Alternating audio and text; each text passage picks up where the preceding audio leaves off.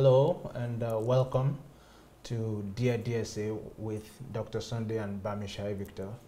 I want to take this time out to apologize for coming out late. We were working so hard so that we could give you the best quality in today's program. So please, we beg you and we apologize for coming late. However, you know how it is on this platform. We are going to have the best of time. We are going to have a great time discussing today and seeing what we have in the letters and seeing also what we can talk about generally. So as you're coming in, I would like to welcome you. So you could write something. I'm going to look at them and say hello to. So let's see. Do we have Plutonic Togba? Welcome. Audrey Daniel, you're welcome. Blandina, you're welcome. Tediosa, Salia Dai, Ufoma Nigoro Elindi, you're welcome. Donatus Okeke, Fusani Nkata, your Mijegede, Tokpe Ogubona, Melinda Rosewell, you're welcome. Adejumo Champion, you're a born champion. You're so much welcome. MOB Dare Binkbe Akintola, Chika Aquara, Chris, I hope you had a nice journey back. I'm sure you've rested well from the HMT drilling. I believe you've started converting to the maximum scale. I can't wait to see your product, sir. So I can see Sandra Uche is here. Godfrey Olumese, you're welcome. I can see Adewale Richard. I can see Mary Odia Nelson. Divine Shalom. Kenny Akins, Jeff Ukri, Steve Osagi, Chikeze Agwocha. You're welcome. Kedu. Kekeneme. I hope I'm pronouncing them well. All right. So, you're welcome, guys, to Dear DSA. And today we're going to read a few letters. Or one of the letters. Maybe we'll not be able to go through more than one, but we're going to read at least one of the letters. And since this is the first time we are meeting after the HMT, maybe I could read some of your thoughts about the HMT. What do you think about the HMT? How was it for you? For those of you who are following, I would like to see some of your comments about that, about the HMT. While you're writing, I would be waiting to see them, and then we will get started. So I can see Bemi Sodepo is here. Crystal said he's still swimming in the atmosphere. All right, all right. I can see Mrs. Tony Origo, Tracy Imefbore. Welcome, Yinka Deyemo. You're so much welcome, guys. And so we are going to get started, and I am going to introduce to you my special guest. Is always my guest. Probably the only one I've had in a long while. So let's introduce you to the man of the moment, as some people like to refer to him as DR.SUNDAY Adelaja. You're welcome, sir. Bless you. This is your new hairstyle. It's a champion's hairstyle, making you look like a football star somewhere. Well, I'm a star anyway. Football, or no football. Maybe next life. They like this kind of hairstyle. Sometimes you have to look younger, yeah, and cut the and handsome. Yeah. Young and handsome. What shall we do with our youthful days?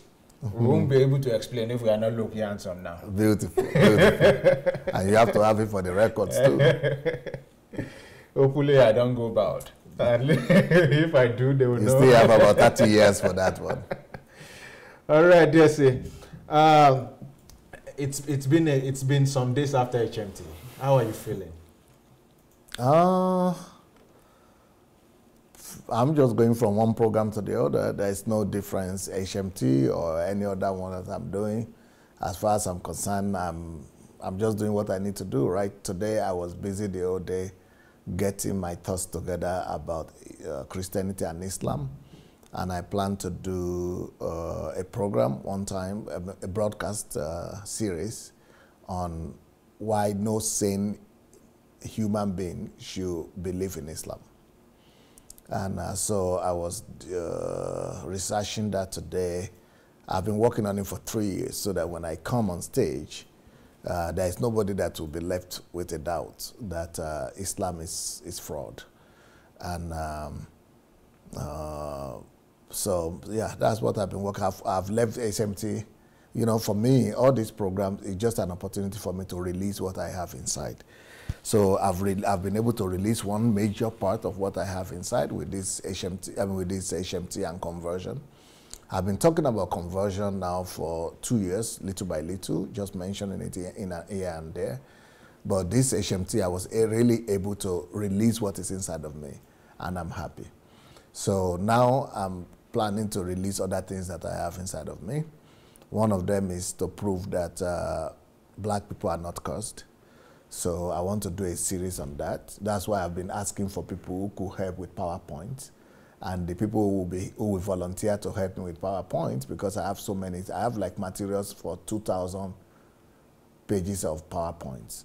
So I need as many people as possible, and the people who will help will be the first people to have a taste of some of these my teachings, because they will be helping me to put them in PowerPoint, so they will have access to all my revelations and teachings before I even bring them out to the public. So if anyone is there today that would like to help with the PowerPoint, and you would like to help us do PowerPoint, please write in the comment section that you can do PowerPoints and you are willing to help. And maybe you put your email or something, we'll get back to you. Or even if you just say you can help, we'll get back to you. So I've moved on. Only I hope that everybody that is watching will be able to go and listen to because people who even listen to this HMT, the conversion series, they might think they got something, but they really don't. They really don't, because for you to be able to say you got or you listen to that HMT, you need to listen to at least 7 times. You need to listen it 7 times over before you can say you got it. Otherwise, you will just have an illusion that you got it, but you will never be able to implement it. So I've done my own part. I've been able to release it out there. And, you know, before God, I know I've delivered. But also, there's no excuse for people who know about it, because they can go back to it and review it over and over again. So there's really no excuse not to catch up with it. So I've gone. I'm moving forward. I'm preparing 2 messages now, 2 series, getting ready for 2 series. Not right now, of course. It's going to be maybe after New Year, because this year I must finish with my series on how to know God through the Bible. Then I'll finish how to know God through the church. This one of how to know God through the Bible will still take me a few weeks. Then how to know God through the church will take me probably another 1 month or 2. So by the time I begin to do all of that series, it will be next year. Even this one about Islam, it's going to probably come out in June next year. And I've already prepared the slides for it now. No, and the one, yeah. So maybe the one for our Africans, let's say Africans are not cursed. Why Africans are not cursed will be June, maybe May, June. And then the one for Islam will probably be August, September, or December, about this, maybe November, like now. And I'm already getting ready these slides right now. So I have a lot of things that I'm working on to be able to release before, you know, I depart from Ukraine. And if I depart from Ukraine, it's going to be very tough for me to begin to do all these things. One actually needs to be here and observe you to see how much work you do. I remember coming one afternoon. You obviously wasn't expecting me. You obviously wasn't expecting me then, but as I got to the door, I couldn't enter, so I don't disturb the recordings that you were making. you know, apart from this series, you are still doing recordings. And so that just shows the intensity. And you know, the talking is even about 10% of the job. Because to talk about preparation, because even after the slide, you still go through the slide to be sure they are in consonance with how you want to deliver them. You still add in some few things. So those time it takes, and one thing about you is that you pay attention to details, so much details. I worked with Galena and I made a few mistakes on the work we did together. I said, it's not tolerated. It's not tolerated. Yeah, say, you know, DSA. So for Galena to know so much about that and say, no, you already know DSA. So for it to, before it gets to you, I'm very sure the amount of time you go through vetting, even what was your own original thoughts. So there's no denying of how much you work, and one can only aspire to be like that.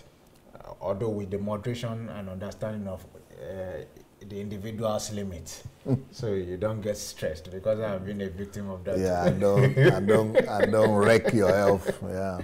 Remember, I wanted to catch up with you. That was about last year. Not sleeping. Yeah, last year. It was around this time. From August till December, I was working 18 hours every day. Different. Until the organism said, you can't overpush me. Yeah, then I should have known to have asked earlier. It was after it caught me, then I now asked you the question, and you now told me, I was asking you about sleep. And you said, no, don't do that. You are still young. Sleep as much as possible. That will make you as effective as possible when you are awake. Yep. If I had known that, you would have tested your... But well, you know, it's actually a good feeling to know that you have products and you are converting and you're working and the products are coming. It's really a very brilliant feeling. Yep. Even when you have not released them, but to know you have them stored up. Yep. That ability to sit down and spend every moment and get something done, it's really a good Very good, yep. Yes, sir. Wow, so I was asking the people for their thought about HMT, so I could as well read maybe one or two. All right. And see what people have said. Madubuko said, I'm bouncing in the knowledge I got. I hope the knowledge also bounces in you and then produces so much. So, Moby saying amazing or inspiring, challenging HMT. Yes. Crystal is saying DSA that will cause rumble in the jungle. And someone is saying DSA, you are a German machine. German machine. Yeah. Okay, in what sense? They say you are reliable, dependable, consistent powerhouse. Ah, well, that's what everybody should be like, I guess. That's what everybody should be like. And someone is volunteering to help with PowerPoint here. Good. Let them just write in comment section. Yeah, they did in comment section. I think this person did. We'll get back in touch with them. Yeah, so we'll get back in touch with you. Well, so it's conversion. So I guess we would have to proceed to start converting the letter we have today. The one of today. Yeah, and see what product we can get out of it. Okay. All right, so you may want to take a deep breath and then relax, put your back down, and let's get the ride started. So, dear DSA, I am using this privilege to appreciate you. I say thank you. I love you and your ministry. The story of my life will be incomplete without meeting you. That's what Sufficient used to say. The story of my life will be incomplete without DSA. She definitely knows what she's talking about. Smart girl. Smart girl. She definitely knows what she's talking about. Yep. I got to know you last December when I searched for the most successful pastors in the world. Google search brought whites. You're the only black. White people. Yeah, white people. White pastors. As the most successful pastors in the world. I say you were the only black that I saw. Well, maybe that survey was done not by Nigerians. When the Nigerians do their own survey about the most successful pastors, I'm never there. They don't put me. I'm not qualified. They put only Nigerian people. If you are going to ask a Nigerian, they will just be telling you about the ones they know and about the ones that are great in their own vicinity, in their own environment. But probably this is from an international organization.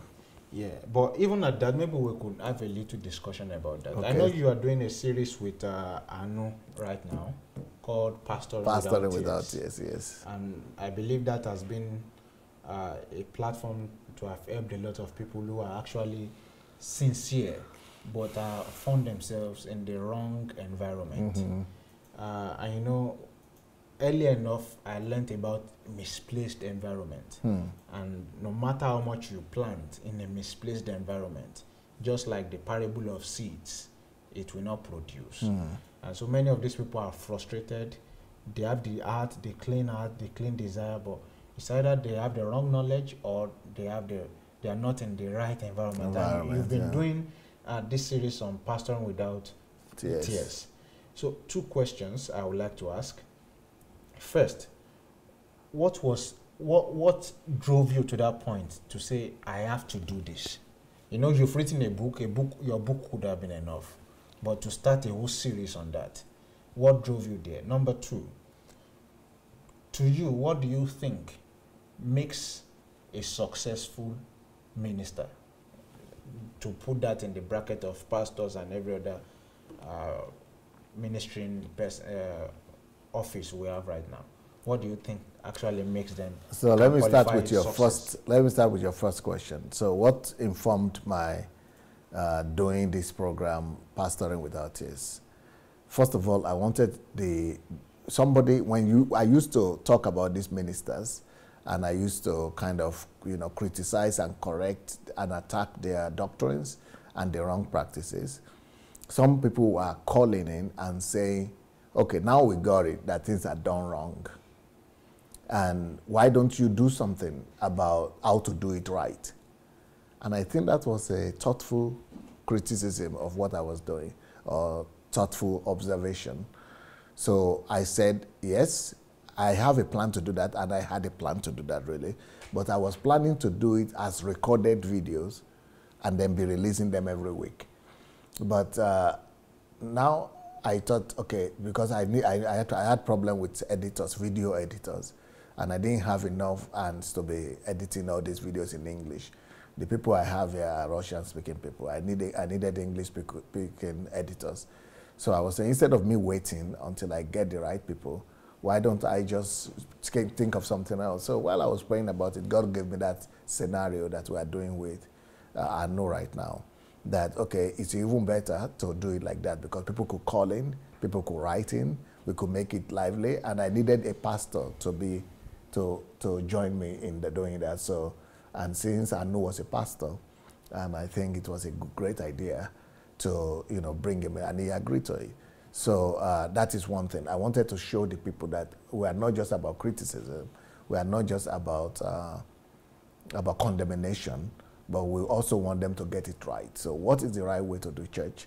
And that is what led me to doing that. So what now? So I go to the second question. Yes, please. Okay, going to the second question now. What do I term, or what do I regard to be success of a minister? Yes. So the success of a minister, there are different ways I could approach it. First of all, I see that a minister is successful when he is able to fulfill the calling and the mandate of God upon his life. He has to do what God wants him to do. He has to bring heaven to the earth. He has to connect to God and convert God's will to products on the earth. That is number one. Number two, a minister is successful by the amount of saviors and deliverers that he's raising up, or he has been able to raise up. So that means by the amount of sons he has been able to release from his bosom. Number three, a minister is successful by A minister is successful by the amount of impact his ministry has been able to make on the culture, changing the culture of the world and invading the earth with the culture of heaven. So by how much of heavenly culture he has been able to impact to people on the earth, or to the culture and lifestyle of in the earth. So those are some of the ways I will assess the success of a pastor. Another thing could be the fact that a successful minister should raise people up that will reflect Jesus, and he should be able to breed little Jesuses in people that will bear the resemblance of God, and people that will be able to carry the image, the character, and the likeness of the Father. So those are the qualities. Those are the ways I would describe success of a minister. Then maybe on the lower end of that, I could put a successful minister will also be having successful, it will also be having both quantitative and qualitative influence. Quantitative and qualitative influence. Thank you so much, DSA. You were very specific about people and culture. People and culture. I mean, we're talking about culture now. The way is the way of life of a people. So the culture you were talking about is the heavenly culture. Yes, sir. And bringing it and making it have dominion on earth. Yes, and to change and alter the culture of the peoples and nations. Yeah. Maybe that's exactly what Revelations was saying, that the kingdom of this world has become the kingdom of our God, and his Christ. Yes. Of his dear Christ, yeah.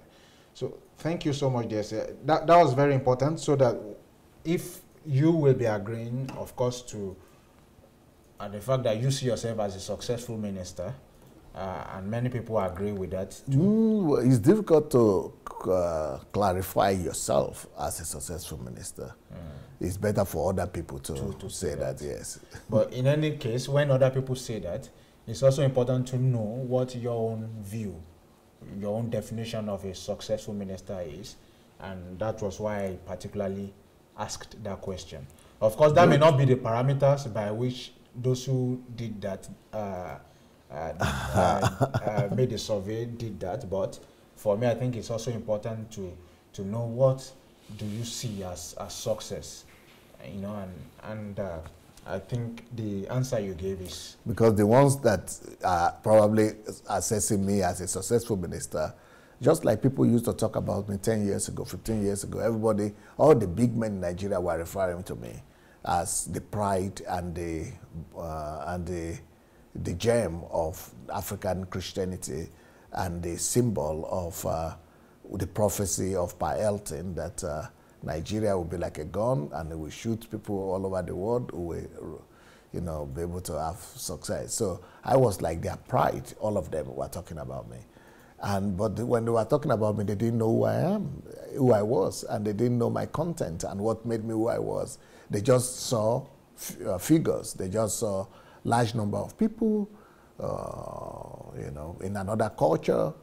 That's the only thing they counted as success, and that is very primitive. I would rather reject that success to be able to reveal the content that is behind the so-called success in their eyes. I would rather bury that memory of having large number of people, of another culture, but for them to know what really led to it. And that's what I started to do these days. I mean, all these 2 years, by going out to really, speak and teach, and for people to get to know the contents of the man Sunday Adelaja, not just the imagery or the assumptions and allusions to somebody mystical there who God has anointed, and they will be thinking that I'm just like them and that I preach the same message like them and that God just came and decided to make me have this result. So that's a myth, a mythical pastor, a mythical Sunday Adelaja. So now that the mythical Sunday Adelaja is being withdrawn and being replaced by the real Sunday Adelaja, they don't like what they are saying anymore. They don't like what they are saying anymore. More like now, when a gift is presented, you know, the packaging is gone. The wrapper is disappeared. They like the wrapper, yeah. But you get into it and you see this is the package. This is chloroquine. It's too bitter for them. I am thinking of how bitter it is. But of course, someone who gifted you chloroquine probably knows that you have malaria. Yep. And it will help you. And it will help you. It may be a bitter pill to swallow, but it's the medicine. It will heal your that is needed malady for health. Well, DSA, thank you so much for clarifying that. I'll go ahead with the letter, but I will start reading from beginning again so people can understand where we are coming from. Dear DSA, I'm using this privilege to appreciate you. I say thank you. I love you and your ministry. The story of my life will be incomplete without meeting you. I got to know you last December when I searched for the most successful pastors in the world. Google search brought out white pastors. You were the only black pastor that I saw. That made me... Among all the whites. Yeah, among all the whites. That made me to develop interest in you. I started listening to your message. I bought your books, Pastoring Without Tears, Kingdom Driven Life, and others. Initially, I had one of my dreams. Initially, in one of my dreams, you gave me pure and clean water in a big cup, which I drank to my satisfaction. A what? You say that again? He had a dream? Yeah, he had a dream where you gave him pure water. A very pure water. Yeah, the gospel is pure coming from this place. Not the dirty water for sure. And clean cup. In a big cup, rather. A pure and clean water in a big cup, which I drank to my satisfaction. Yep, it's surely big. Right now we have almost 7,000 materials, 7,000 videos on my YouTube channel. So it's a big cup. But thank God it's a clean cup and a clean water. I remember when, I think that was 2017, 16, during your 50th birthday, 2017? Yeah, last year. Yeah, when you were about to release books. Yeah. I said, now you're going to be releasing more than we can catch up with. Yeah, for sure. So before, nobody will ever catch up. You will never catch up with reading before the next one comes out. Yep, they will never catch up. So the materials are there, and the best thing we can do for ourselves is to go through them thoroughly. And one thing I know is that when you go through one series, I can guarantee you to at least 90%, because I know all things are not always equal. Ceteris paribus, it's not always the case. But at least to 90%, I can guarantee you that you are going to get your answer to that particular question you are looking for. And the beautiful thing is sometimes you listen and you don't understand, or sometimes you listen and you still want some clarity. It's human nature. The beautiful thing about this is that you can always write. You can always write and ask your questions. Either through any of the videos, but make sure you put Q dot, then ask your question, so that when the comments are being reviewed, we'll be able to see and know that this is a question. Or write to me directly. Or just write directly to Dr. Sunday Adelaja via email or via Facebook. And you will always get a reply. God has made every one of us who have been able to receive the water a living, flowing river. So we have no reason to hoard the revelations that we've been given, and certainly Dr. Sunday doesn't do that. He freely shares what he knows, and he answers questions to the best of his ability and in all of his in all utmost sincerity, Matai. So please do well to go through the YouTube channel and listen to all the messages. Check his catalog of books, and you will be you'll be amazed. And so when you are done being amazed, look for the ones that you think will answer the particular questions you want answered now. Get it. And the good thing about the books is that they can read them for free. Yeah. On Kindle Unlimited. On Kindle Unlimited. So if you're rated on Kindle Unlimited, you can get the books, especially the recent ones. No, probably the old ones you have to write to. Yeah, that's at least 100 will be there on Kindle Unlimited. Kindle Unlimited. So by the time they finish that 100, then they will look come for back. the ones that are not there.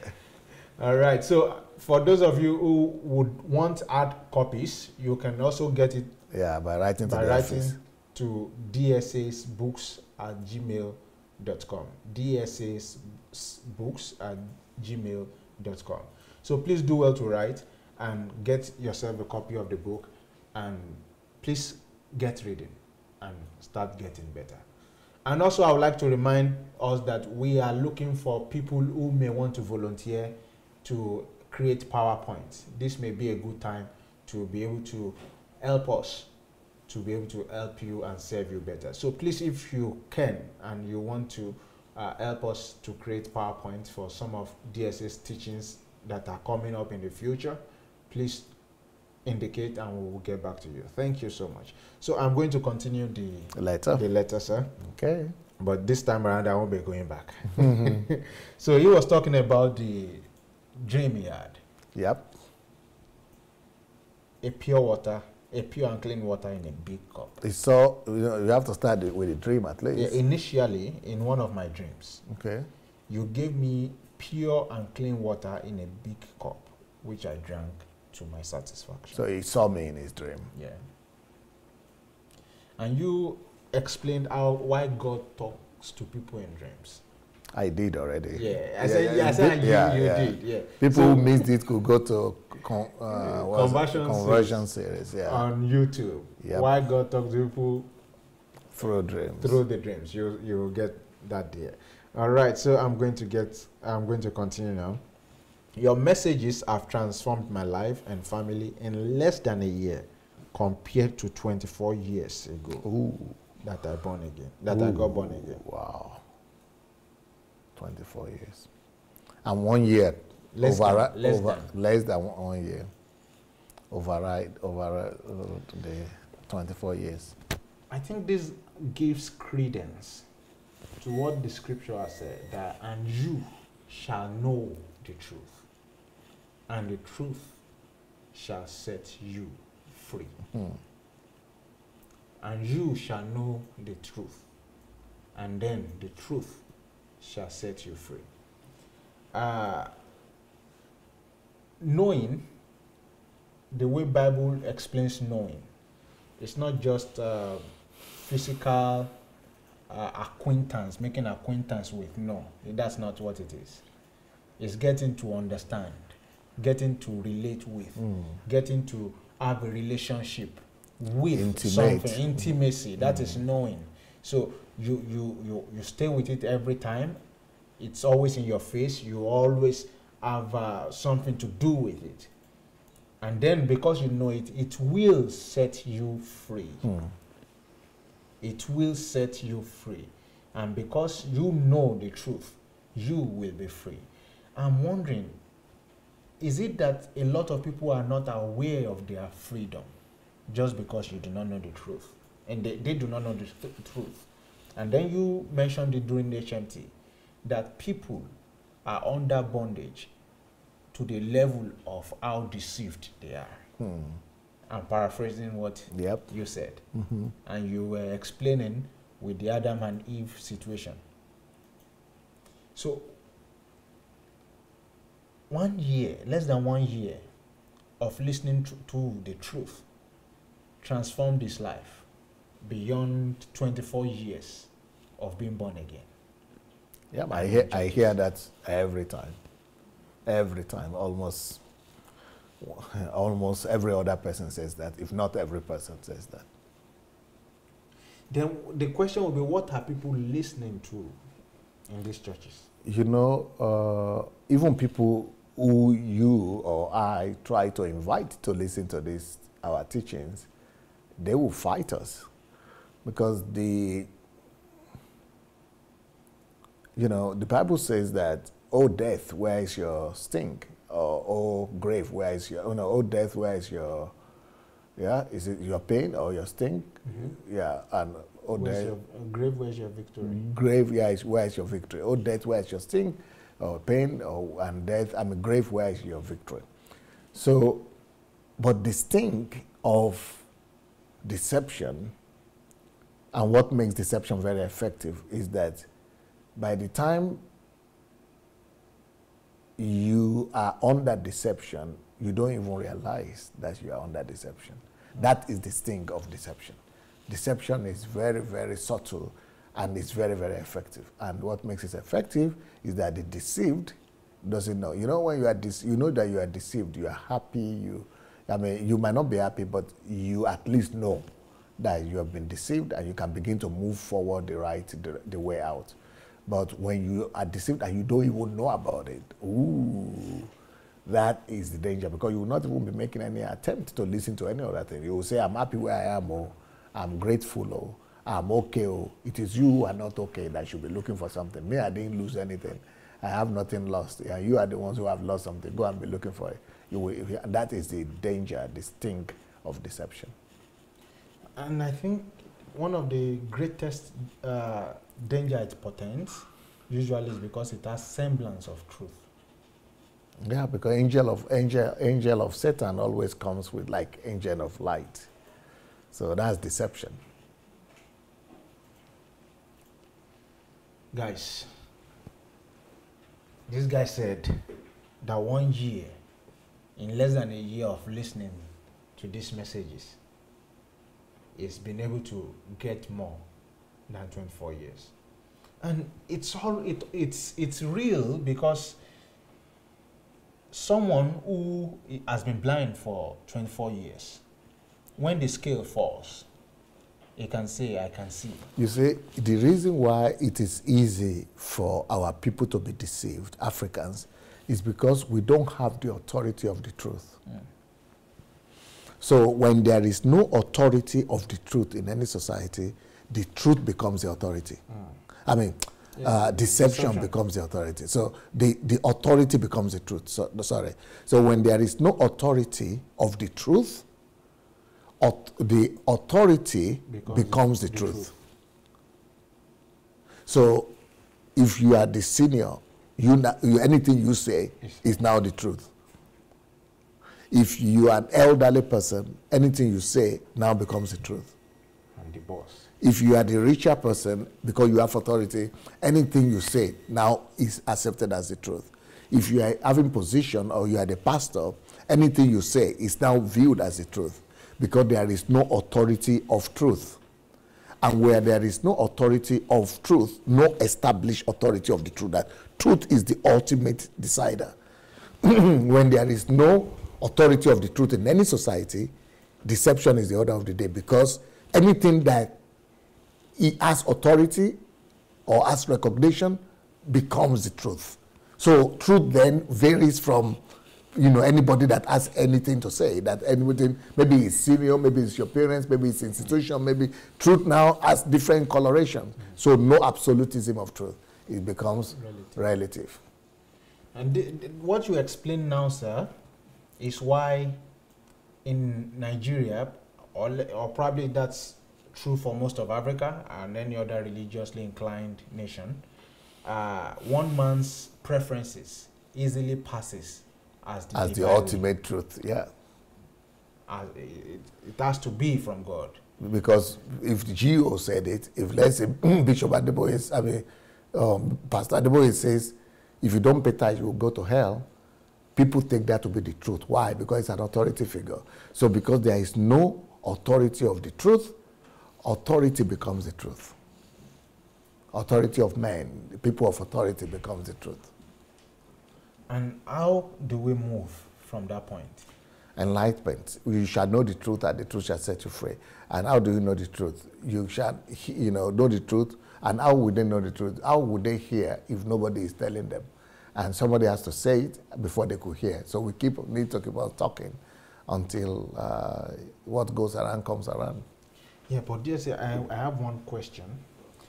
Why is it that in most generations, because one of the things I've seen in history, and I believe many other philosophers have said that too, is that history has shown that we certainly don't learn from history.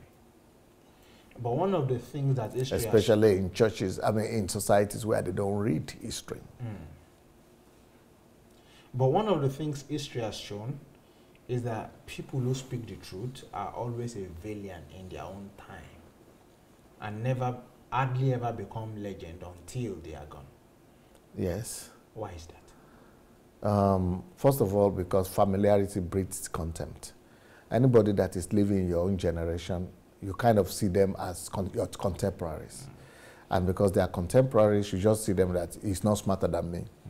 And even when you see people who are smarter than you, man and human nature, sinful nature, tends to look at that person and seek and look for weak points to be able to prove to that person that, yeah, but you have some defaults here, you have some problems here, you have some weaknesses here. Even me, I'm better than you, or you are not better than me anyway. At least in this place, I'm better than you. And religion is a master in making other people look for other people's fault, because you want to see who is, that you are holier than thou. So because of that, you lose the essence and the wisdom that other person, the greatness carries. So, whenever we encounter greatness, you have two temptations. Either to admit that that person knows something you don't know, or is your senior, is higher than where he knows something you don't know. And therefore, I must learn. I must humble myself to learn from that person. But most of the time, 90% of the time, when you see it, first of all, you are stricken that this person knows more than me. But later on, familiarity comes in. And where the temptation comes in is to begin to look, what does he say? That, why did he say that? Even me, I won't have said that. So you begin to look for the fault of the man that definitely is higher than you and knows more than you. And when you begin to find faults like that, you begin to see yourself. It becomes your own way of affirming yourself that you are not even worse than this guy. He only happens to know, but I am better than him in this, and this, and this, and this. Once you begin to go to that level, then you begin to become the enemy of yourself, because you cease to see the gem and the value and the diamond and the blessings that is in that other person for you. Thank you, DSA. That's so clear. So one must be able to look at what is being said on the platform of on the scale of the authority of truth. Yep. And we must view everything. It doesn't matter. It doesn't matter if it depends who says it. Number one, and it doesn't matter whatever weakness the person has or you have. If the person is telling the truth, receive the truth as the authority. So as long as truth is authority for you, you don't care where it's coming from. You just want to abide by that truth. And I now look at it also that maybe it's also because after they have gone, the truth manifests itself in reality. Yeah, because there is nobody, the person that is flawed, and God always does that, because this treasure we all hold in 18 vessels. So the vessel is gone now, only treasure is left. Yeah. So the treasure comes out more loudly, yes. And then there is nothing to find fault in. Yes. And then again, to add to that, probably what is being said has now manifested. Has now been proven right. It has been proven right. But those who were told have no benefit to gain from it. Because when they should have held on to what was true, they did not. Yeah. But because it's recorded in history, those who are coming from behind can now check it. But they still make the mistake of those who are speaking the truth of their own generation. Yep. Can you imagine someone was killed for saying the earth is round and not flat? Yeah. Sad. I remember Awolowo, for example, even Ojukwu, that they fought war against each other, was now saying, this is the best president. So why didn't you agree when you were when it was alive? This is the best president that Nigeria never had. So what stopped you from making him president when he was here? I hope, for example, in Nigeria, I hope we will actually reinstate history and begin to learn from it. Learn from it. The people without history will hardly ever know their destination. Because, you know, there's a Yoruba saying that says, if you don't know where you're going, you should at least know where you're coming from. And you proved that in the purpose and calling of nations, where you were saying every nation has a purpose, and it is hidden in their original documents. Yes. And so the original document shows where they are coming from. So that every time they seem even if they don't know where they are going, yeah, they can always revisit the original document of where they are coming from. See the vision that is embedded in them, then they will be able to plot again where they ought to be going. And that's why I believe probably this is what Nelson Mandela knew when he said that a good leader is the one that takes the people to where they want to go. Yeah. But a great leader takes the people to where they ought to go. Because sometimes the masses don't realize where they ought to be. But you as a great leader must be able to go back to those documents and see the trajectory and say, no, this is where we ought to go. And however, the task will now be, how do you define and how do you convince the people? Because somewhat in the generation we are now, where democracy is the order of the day, and it's all about the large numbers. What happens if the large number is wrong? That's why democracy will never work in a place like Africa. Because the large number is always following the person with the bread and butter, not the person with the brightest ideas or brightest mind. But is there, apart from the ancient Greece, has there ever been a place where democracy actually worked really? Even in ancient Greece, that's why if you read the story of Caesar, you will see that it didn't really work because, and you Brutus? A2 Brutus. So, and you see that betrayal and all kind of bad stuff happening there. So it has never worked anywhere, but like, who said that? Is it, one of the great leaders said, you know, democracy is the worst, I mean, is the best. It's not, democracy is not the best system of government that is there, but it's something, democracy doesn't always work, but it's the best thing that has been. There's nobody has been able to come up with something better, something like that, yeah. And I think that came from after rejecting theocracy. Theocracy and monarchy, it came after, okay, you mean the downfall, yeah. After the rejection of theocracy. Yes, and that started with even the Israelites and with Saul, give us Saul. They rejected theocracy and asked for Saul. And we have been following the trend since then. Because it seems to pay credence to what you've always been saying, that man was not created to dominate man. So any system now that now builds to put a man ahead will always end up in corruption. Always end up in corruption. All right, yes, I guess we should move on with the letter. Especially since we started late today. Yeah, I think we've done well in diverting and also and being constructive. Yeah, being constructive with those diversions.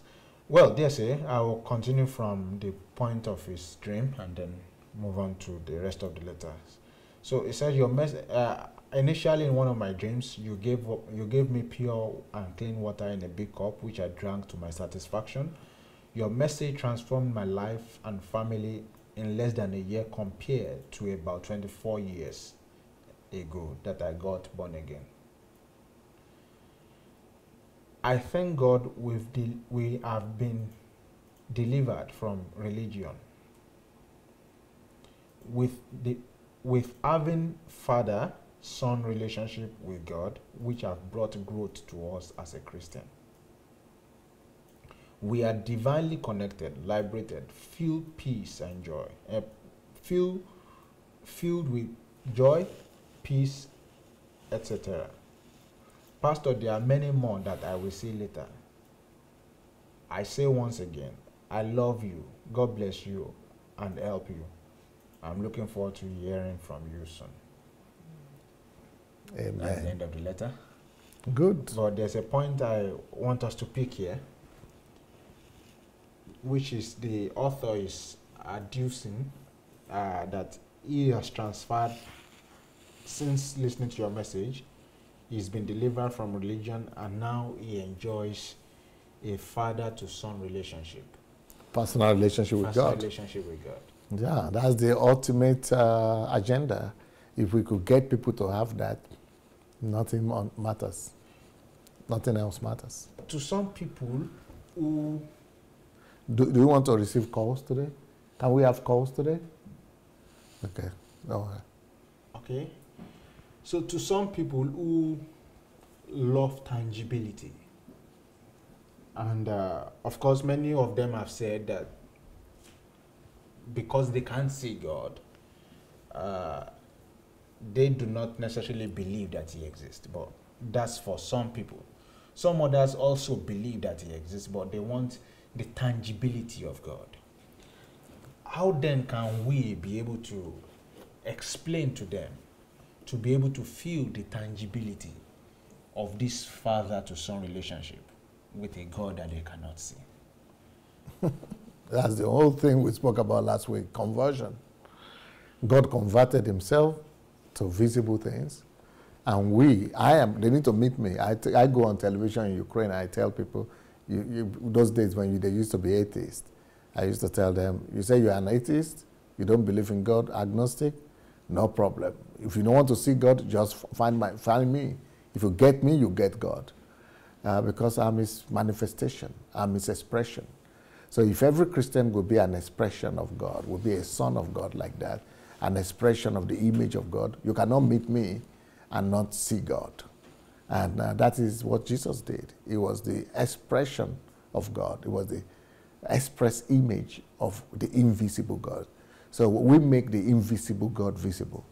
And even the acts that we do, the products that we create, they are meant to support, they are meant to unveil God, reveal God, and make the invisible God visible.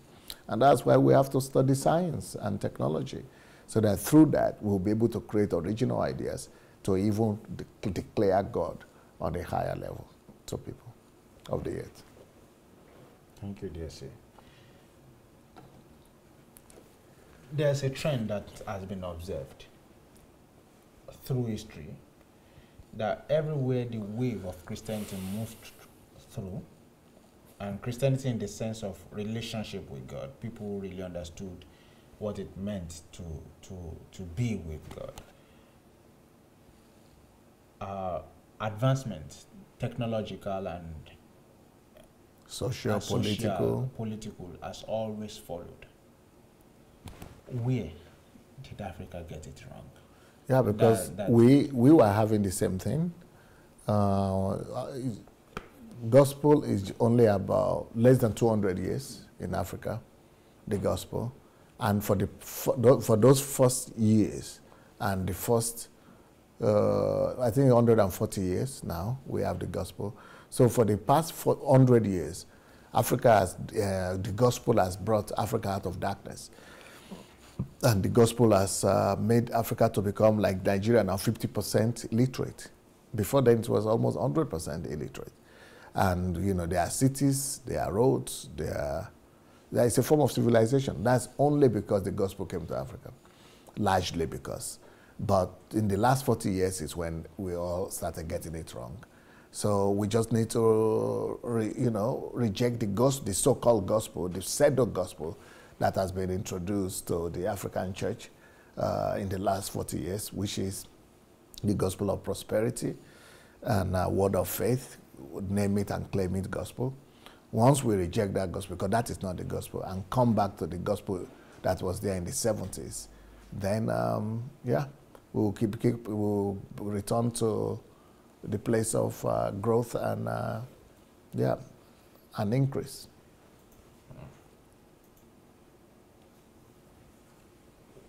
What's the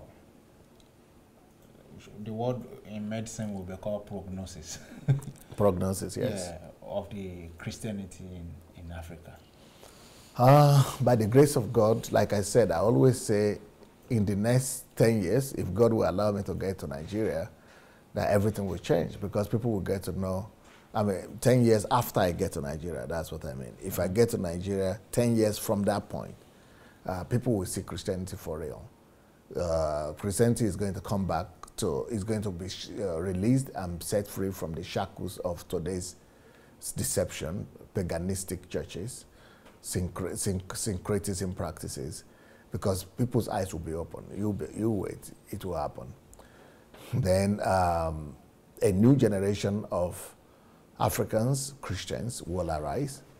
They will arise not just in the churches, they will arise in the spheres of technology, media, in every sphere of life. And they will begin to take their nations back, and they will begin to impose the kingdom of God upon the earth. The gospel of the kingdom will come to Africa, and it will come to stay. At least I have a master plan for that. If God will make that happen, will allow me to, you know, to bring to pass the things that I've planned for, you know, in my lifetime. Yes, if there is someone watching right now who is having a turmoil situation, a situation where such a person has tried everything and nothing seems to be working,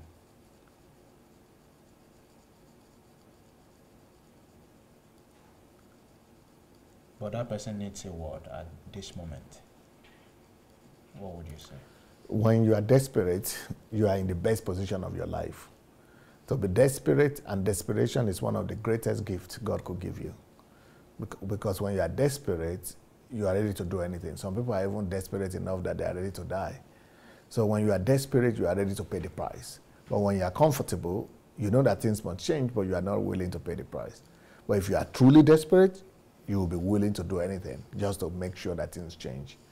So to such people, I would say, go to your place of work, go to Uncle Sam or wherever and tell them, you guys, I need to be away for a week or two.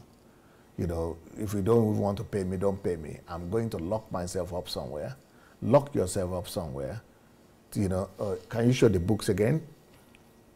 There is one of the books that is there that I just saw is Pakajik de Seknigi, Safe. You see what that book, the one white red, don't touch me, I am hurting.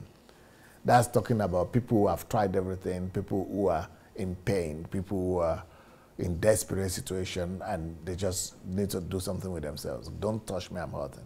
But what I would like you to do is find a place, lock yourself from the whole world.